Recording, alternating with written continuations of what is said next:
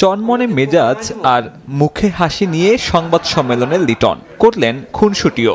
না ভাই, কোক আমারও চলে মাঝে মাঝে। দীর্ঘ ২৭ মাস পর সেঞ্চুরির দেখা পান রাওয়ালপিন্ডিতে।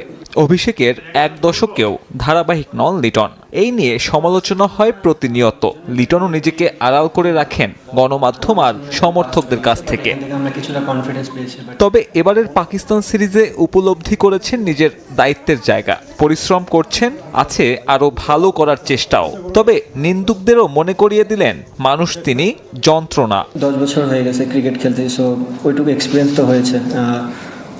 এখনই সময় দায়িত্ব নেওয়ার, তো দায়িত্ব যদি এখন না নিই তো আর কবে। সো সুযোগ পেলে আমি বলতেছি যে জিনিসটা যে দায়িত্ব নেওয়ার সময় এসেছে, বাট জিনিসটা এই না যে প্রতি ম্যাচে আমাকে দায়িত্ব নিতে হবে। আমি মানুষ, আমার দ্বারা মিস্টেক হতে পারে।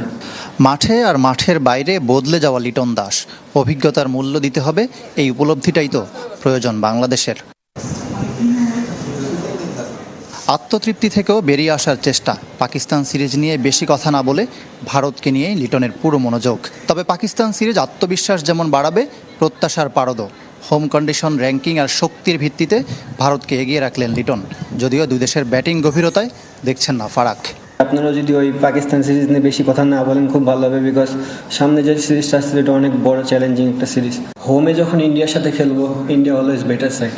সো আমি বলবো না যে খুব চ্যালেঞ্জিং হবে না, আবার খুব সহজ হবে। জিনিসটা তাদের কন্ডিশনে তারা খুব ভালো দল, এবং তাদের টেস্ট ক্রিকেটের যদি র্যাঙ্কটাও দেখেন খুব উপরে, তো আমার মনে হয় আমাদের জন্য খুব চ্যালেঞ্জিংই হবে।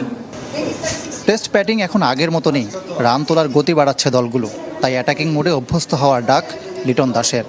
পুরো ওয়ার্ল্ডে সবাই অ্যাটাকিং মুভমেন্টে ক্রিকেটটাই খেলে।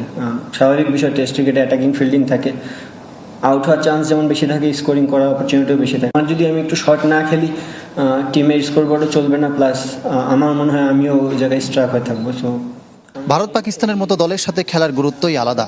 চাপ যেমন থাকে, সাফল্য ছড়িয়ে যায় বিশ্ব ক্রিকেটে।